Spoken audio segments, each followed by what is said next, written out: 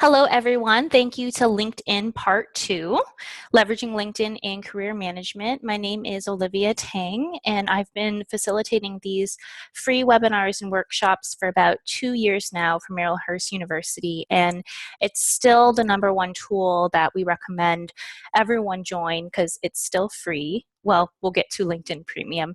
That is an account subscription-based model.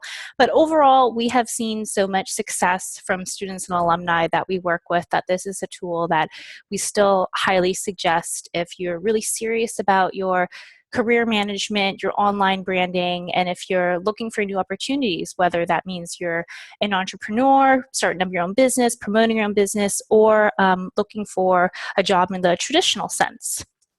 So thanks again for being here.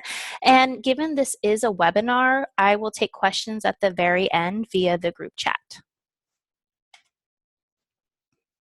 So what we're going to cover today, first is going to be a small review from LinkedIn Part 1, so why you should be on LinkedIn. And we're going to talk about the new paradigm of career management, the old model versus the model that everyone should use today.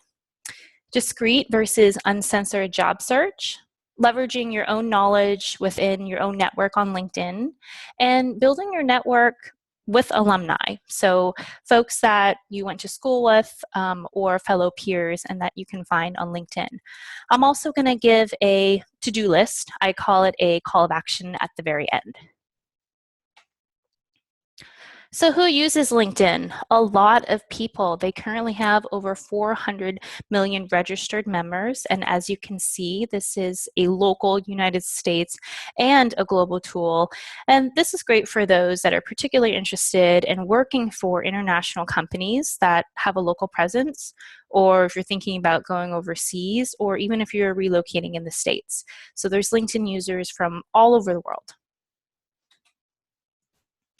So let's talk about this shift. So on the left is the old model that I was referring to earlier, and on the right is the new model. So on the left is a job search. It's once in a while. It's based on immediate need. It's when you gotta get out your resume and it gets a little dusty and you have to revise your skills. And usually you only update it when it's time for you to move on. And you apply and you wait.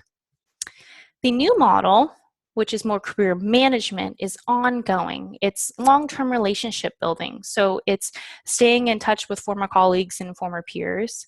It's continuous learning and skill development. Not necessarily you have to go out and get a new degree or get a new certificate, but staying on top of in your field. So still continuing to know what's going on. Maintenance of various tools development and showcase your personal brand. Nowadays, anyone can Google you, and hiring managers and recruiters will. So make sure when they find you online that it's what you want showcased. And it's about letting others know your skills. Let people know your interests and to be sought out. So when a job opportunity comes up or a volunteer opportunity comes up, they might think of you and go, you know, last time I saw you, you said you were really interested in fundraising, and we happen to have a fundraising event at the hospital next week. Would you like to volunteer? Let people get to know you, and then they can think of you when opportunities arise. So why you gotta be here? As mentioned earlier, to be found, and to be found on your terms in a way that showcases you the way you want it to. To connect with decision makers, there's a lot of hiring managers and recruiters on LinkedIn. Resumes are simply not enough. Resumes are static and they're still commonly used in every job application, but they're just not enough. Professional positioning, showcase who you are. What do you do and how do you do it? Networking, contribute and share knowledge, and valuable research. You can learn a lot about companies and people who work for companies on LinkedIn.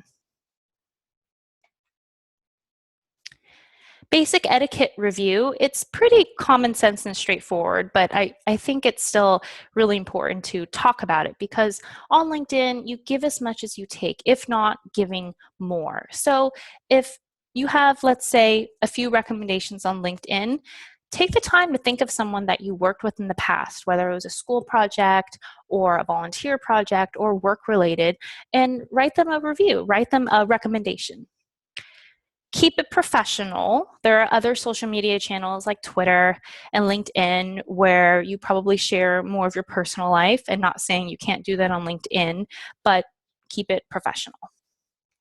Your connections should mirror your in-person network. So for those who are new to LinkedIn, I always tell them it's an online Rolodex. Remember those old school Rolodexes where you would have people's information in there and their business card? So your connections really should at first mirror your in-person network, and then expand to those that you may not necessarily see in person, or maybe you've never met them in person, but you've worked with them in an online project. Then it extends out to your online network. And last but not least, personalize your requests. I emphasize this a lot in LinkedIn Part 1, and if you didn't attend Part 1, that's okay. That is on the Merrillhurst website and it's archived. But personalize your request. Help them remember you, right? 1 sentence, 2 sentences for them to go, oh yeah, okay, I remember meeting Bob Smith. Or maybe it's been a few years and they may not remember you. Give them information where they remember you and they can think of you positively. So the job search. Earlier we talked about the 2 paradigms, and this relates to that. So on the left-hand side, you're passive. You are waiting to be found. You're wondering if your resume and your application went into the online HR black hole and if you'll get a call back. Versus on the right-hand side, you're active. You have a proactive outreach. You're not necessarily asking everyone for a job, but you're being active and getting to know people and having them get to know you and sharing common interests.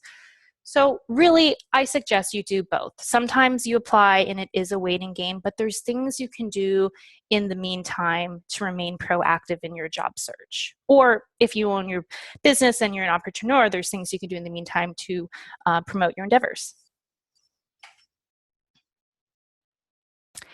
There are a few benefits to the LinkedIn job search that I'd like to point out that I think are definitely gives you an edge over just the traditional sense.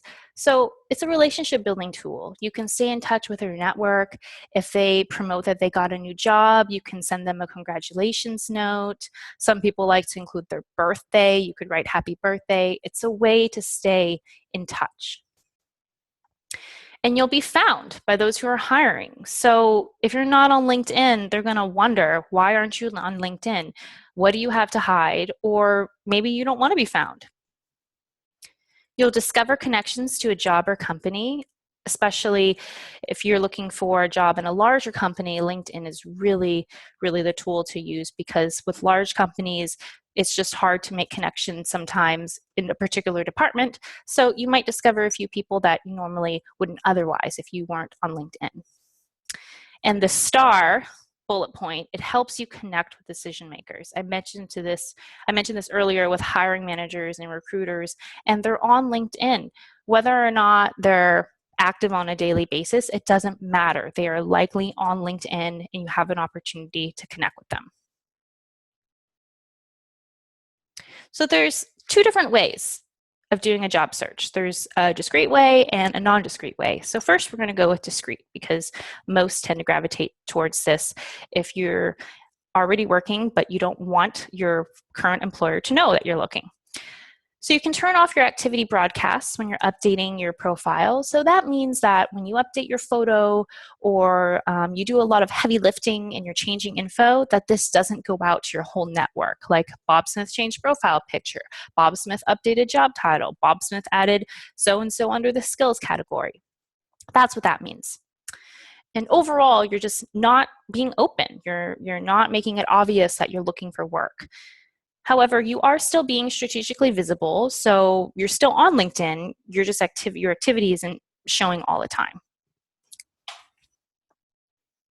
So how we get there, straightforward, not going to go over this much, just make sure that you know where to find the privacy controls. And here's a screenshot for everything. So I'm not going to go over all of these, but this is what it would look like. So for example, the first line is what I talked about earlier. Turn on and off your news mention broadcasts. And this section is the groups, companies, and applications.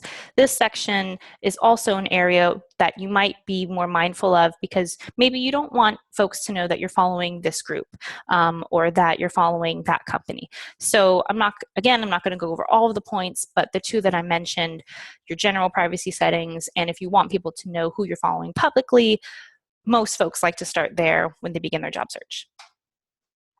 So uncensored, complete opposite. You are making regular updates. You want people to know that you added Excel to your skill set or that you volunteered for this organization last week. And you really, really are just being honest about what you're doing professionally. And a couple ways of doing that is through the broadcast and using your profile summary and additional info. So on the right-hand side, I have a screenshot. This is an opportunity for you to talk more about yourself. So, for example, in the advice section, I put kind of a generic set line of always open to coffee. I would be most helpful for those that are interested in higher ed and event management. So it's up to you how you want to personalize it, but be open. Talk about your interests and talk about if you are looking for work or not. And look at other people's profiles. They might go, oh, this is interesting. You just checked me out today, so I'm going to look at your profile now and see what you're about. A couple extra tips is that you need to become All-Star. So All-Star, it's their way of saying you have a robust LinkedIn profile. So what that means is that you have a picture and you have some basic info, and right now I'm going to ask you guys a question, and no need to answer this in the group chat box, but I want you to think about this.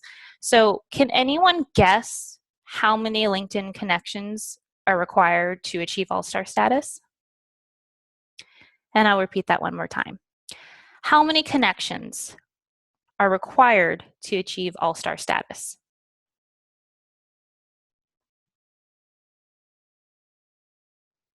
Okay, hopefully you've come up with a number by now.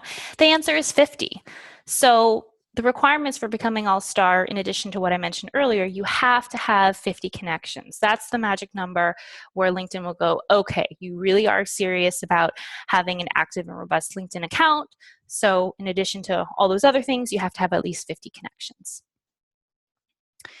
The last bullet point, I'm going to talk about a personal experience with LinkedIn Premium. I did the trial just to see what it was all about, and overall my verdict is that it's worth it. So I'm going to go to the next slide and talk about that. So LinkedIn Premium, it is a more robust account than the free account.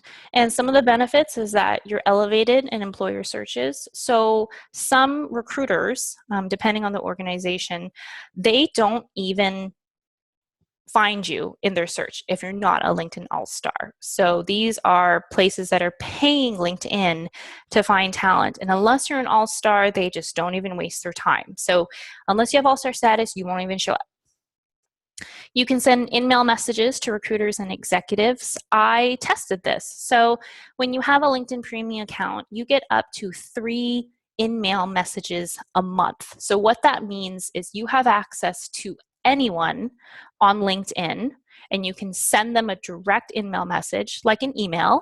And if they don't get back to you in 5 business days, you actually get that in-mail credit back. So I looked up someone that I thought might be interested in talking to me. I have no connections with this person whatsoever. It was a Google executive in San Francisco, California, and she actually wrote back to me and she said, oh, okay, I'm pretty busy, but send me some times and we can set up a time to chat. So that was my in-mail message experiment when I did the trial. So I found that part really beneficial, that LinkedIn is so confident in their LinkedIn Premium account and that you'll be able to connect with those that you normally wouldn't have access to, that they'll credit you back if that person doesn't write you back within 5 business days. A couple other benefits is that your analytics are expanded. That's just letting you know things like this job might be the good fit for you or it's not. So for example, LinkedIn sent me a couple jobs that said you would be in the top 20th percentile. So that means that I have a pretty good shot, versus you're not even in the 50th percentile, don't even apply. You get an online premium badge to show that you have a premium account, and you are giving permission for any employer and anyone to contact you. So as the slide says, bottom line, this is best for active job seekers, and it's really reasonably priced. I think for a whole year, it's $120. So that breaks down to about $10 a month. And I know it sounds like a big upfront investment, but if you've ever attended a networking event that cost $5 to get into, and then you spend $5 for a drink there and maybe $5 for parking, that's already $15 right there. So again, if you are an active job seeker, try out LinkedIn Premium for a month, see if it's worth the investment, and if it is, sign up for Premium for a year. So let's talk about leveraging your own knowledge and your own network. So one way is through informational interviews. And remember, the purpose of an informational interview is to learn and to share and not directly ask for a job. It's an opportunity to learn about workplace culture. Let's say you have an interview coming up. You could ask, what's the dress code like? Should I dress casual? Is it formal? Things that you just can't find online that you just really need to learn from someone who works there.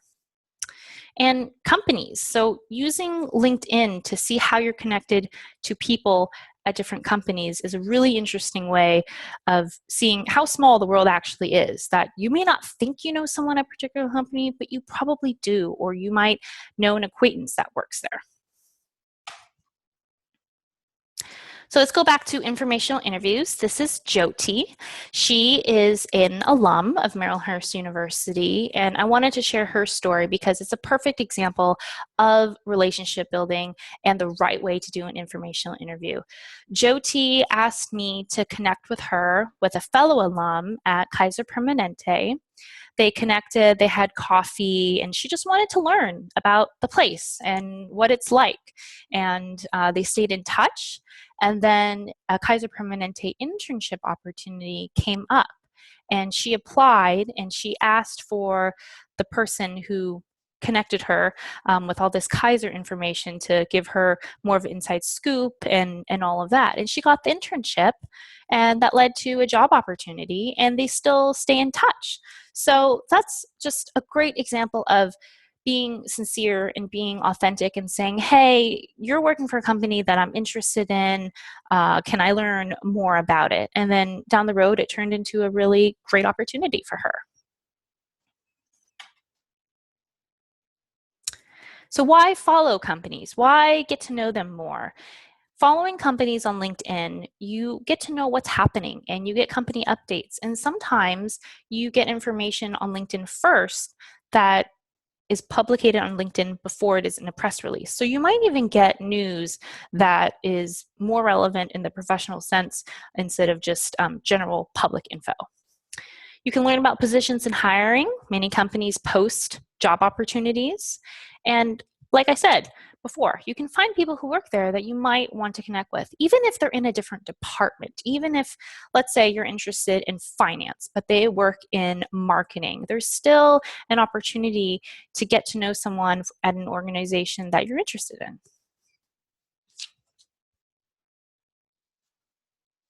So at the end of this webinar, I want all of you to look up a company that you're interested, follow them, and you can hide this or not, as mentioned earlier in the privacy settings, and see how you're connected. So I looked up Nike.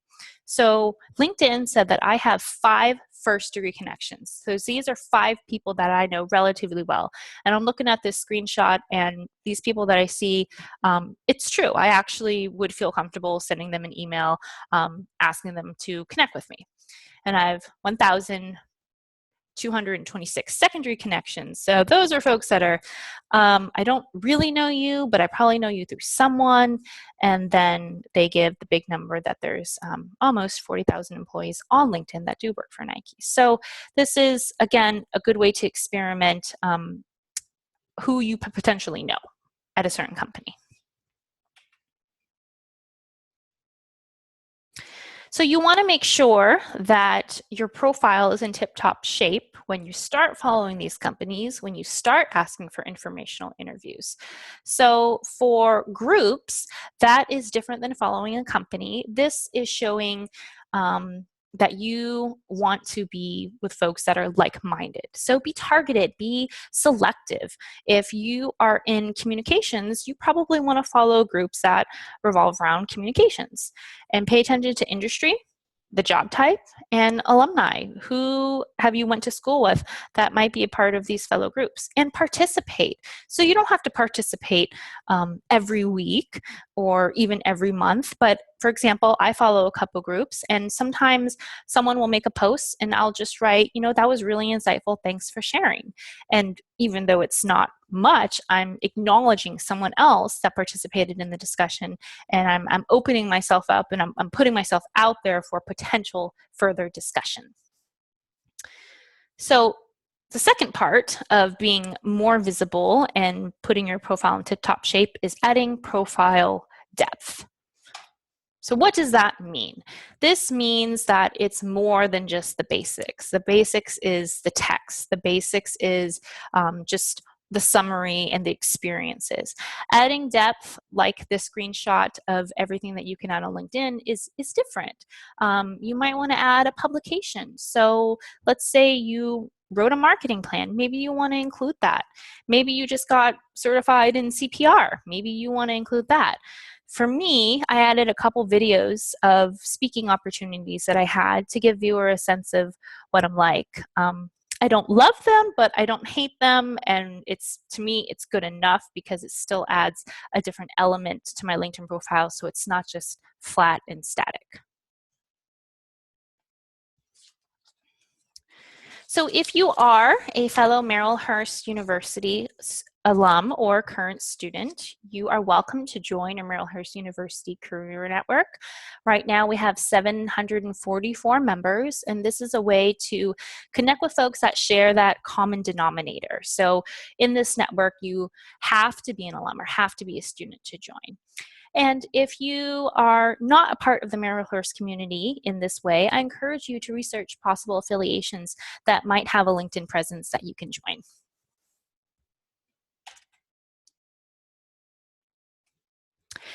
You can find alumni connections through the homepage of the university that you attended. So this screenshot is from Marylhurst University, and it just gives a really simple breakdown. So for where they live, a lot of Marylhurst University alums live in the United States, where they work. In the state of Oregon, 68 work at Providence, 62 work at Nike, and remember, this is only folks who actively state an organization on their profile. I'm sure there's many more alums or students that work at these organizations, but these are ones that explicitly stated on their profile. So this is a way for you to kind of narrow down who you'd like to meet, and it can be all over the world. So of course, majority of it will be the Pacific Northwest and the United States for Marylhurst, but alumni are everywhere. So this is a great way to find them. If you like apps, if you're into checking your phone a lot for using as a job search technique, you might be interested in the LinkedIn job search app. I have not used this. I'm still more of a desktop person when it comes to things like this, but if you want to give it a try, it is a free app and you can download it, and it should work on all smartphones. So wrapping it up, final note, pay it forward. In the very beginning, I said it's about give and take, and it really is. So with recommendations, if someone writes you a recommendation, write one back, or if you can't write one back, send them a thank you note. Let them know that you're grateful that they thought of you and they were willing to vouch for you online and publicly, since it's on LinkedIn. Endorsements, I went over that LinkedIn part 1. This is where you go to someone's LinkedIn profile and you endorse them for skills that they listed. And introductions. If you think 2 people should connect for whatever reason, try to make that introduction. You can do that on LinkedIn and say, hey, you know, I thought of you and I also thought of you, and I'm not sure where this would go, but I think it'd be really great if you guys connected. Those are 3 very simple ways to pay it forward. Here is the to-do list that I mentioned, my call to action. At the end of this webinar, I want you to really think about these bullet points and how it can move you forward in leveraging LinkedIn. So the first thing is to proactively use privacy settings to your advantage. If you're uncomfortable with LinkedIn and the privacy settings and you don't know how you're being showcased to the world, you're likely not going to use this tool. So first and foremost, understand the privacy settings and make sure you're showing up the way you want to show up.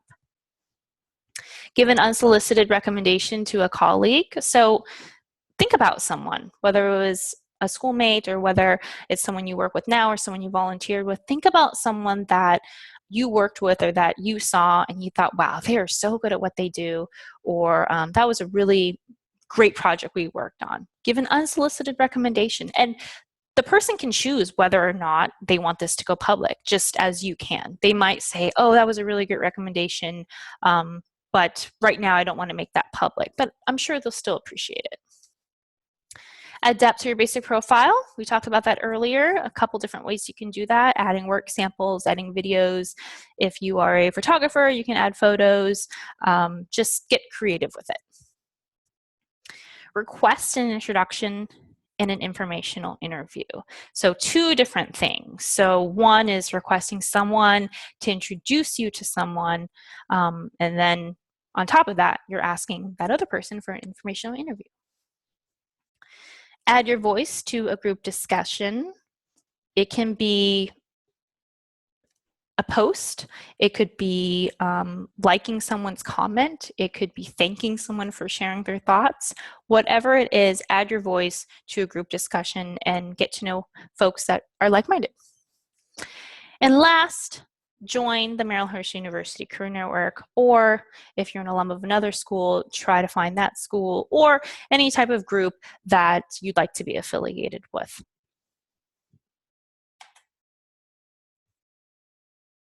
That wraps up this webinar. So thank you so much for your time in learning about this tool and really learning how you can leverage this tool and specifically looking for meaningful opportunities. And now you can ask questions in the chat box as noted earlier. So please feel free to ask away.